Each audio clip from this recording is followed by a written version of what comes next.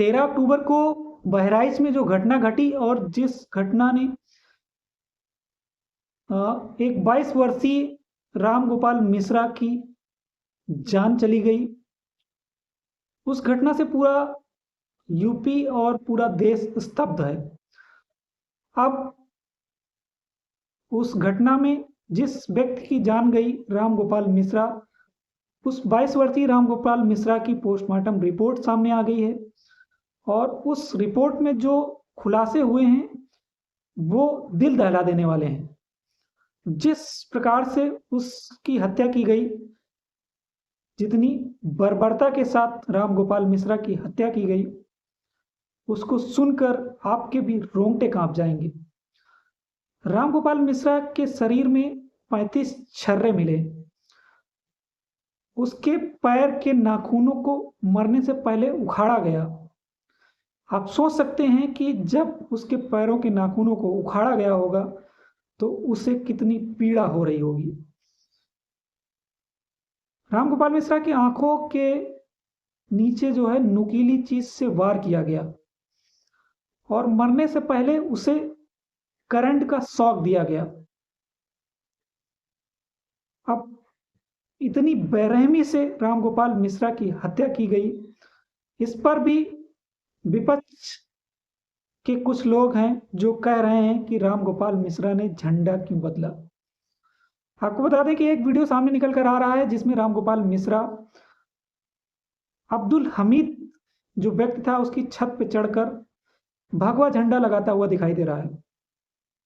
लेकिन उससे पहले की घटना के बारे में कोई नहीं बता रहा है कि उससे पहले क्या हुआ था। जब उस रास्ते से जुलूस निकल रहा था और उस जुलूस में जब डीजे पर गाने बज रहे थे, तब मुस्लिम समुदाय के जो लोग थे उन्होंने उसका विरोध किया था और डीजे बंद करने को कहा था। लेकिन हिंदू पक्ष ने कहा कि हमारा जुलूस निकल रहा है और हम लोग गाने बजाते हुए जाएंगे। जिसके बाद ये लोग जो पूरी तरह से तैयारी कर रखे हुए थे, अपने घरों के छतों के ऊपर ईंट पत्थर रखे हुए थे और ईंट पत्थरों से जो है वो हमला बोल देते हैं जुलूस के ऊपर। और जैसे ही ईंट पत्थरों से हमला होता है तो ईंट जो है वो मूर्ति पर जाकर लगती है, माँ दुर्गा की मूर्ति पर ईंट लगती है और उससे माता की हाथ टूट जाता है। अब जब हाथ टूट जाता है तो फिर किसी का भी गुस्सा स्वाभाविक है कि बढ़ जाएगा, लेकिन गुस्से में हिंदू पक्ष के लोग किसी को प्रताड़ित नहीं करते हैं। उन्होंने सिर्फ रामगोपाल मिश्रा उस छत पे चढ़ता है और वहां पर अपना भगवा झंडा लहरा देता है, जिसके बाद ये लोग उसे पकड़कर घसीट कर नीचे ले जाते हैं और उसको बेरहमी के साथ मारते हैं। उसके पैर के नाखूनों को खींचते हैं, उसे उसके आंखों के नीचे नुकीली चीजें भोंक देते हैं और ये सब बेरहमी के साथ उसकी हत्या कर देते हैं। अब कहाँ गए वो लोग जो संविधान की किताब लेकर घूमा करते थे और कहते थे कि देश संविधान खतरे में है।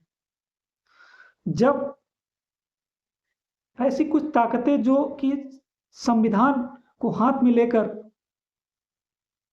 इस तरह की बर्बरता करती हैं और इस तरह की घटनाएं होती हैं, तब वो संविधान की दुहाई देने वाले लोग कहाँ चले जाते हैं? कहाँ चले जाते हैं वो लोग जो किसी अपराधी के घर, जब अपराधी का एनकाउंटर होता है तो उसके घर पहुंच जाते हैं, लेकिन जब किसी निर्दोष की हत्या की जाती है और किसी निर्दोष को मारा जाता है, तब ऐसे लोग के मुंह पर जो है वो टेप लग जाता है और मुंह को सील कर बैठ जाते हैं। अब आप ही बताइए कि जिस प्रकार से रामगोपाल मिश्रा के साथ हुआ है, उनके दरिंदगों के साथ किस प्रकार का व्यवहार किया जाना चाहिए और उन्हें कैसी सजा दी जानी चाहिए।